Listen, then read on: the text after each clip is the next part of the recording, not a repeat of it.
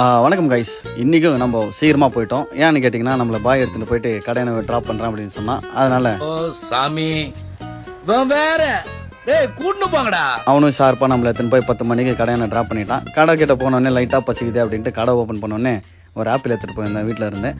First வழியாக apple சாப்பிட்டு அதுக்கப்புறம் நம்மளுக்கு ஸ்டாக் வரதா சொல்லியிருந்தாங்க. கீழே போய் பார்த்தா லைட்டாக மழை ஸ்டார்ட் ஆயிடுச்சு. சரி ஸ்டாக் வந்த ஸ்டாக்கெல்லாம் ஏற்றி லிஃப்ட்டில் ஏற்றிடலாம் அப்படின்ட்டு ஒவ்வொரு ஸ்டாக்கையும் எடுத்துகிட்டு போயிட்டு லிஃப்ட்டில் ஏற்றி முடிச்சிட்டேன். ஏற்றி முடிச்சதுக்கப்புறமா நம்ம ஸ்டாப் கிட்ட எல்லாமே எடுத்துகிட்டு அரேஞ்ச் பண்ண சொல்லிட்டு இருந்தேன்.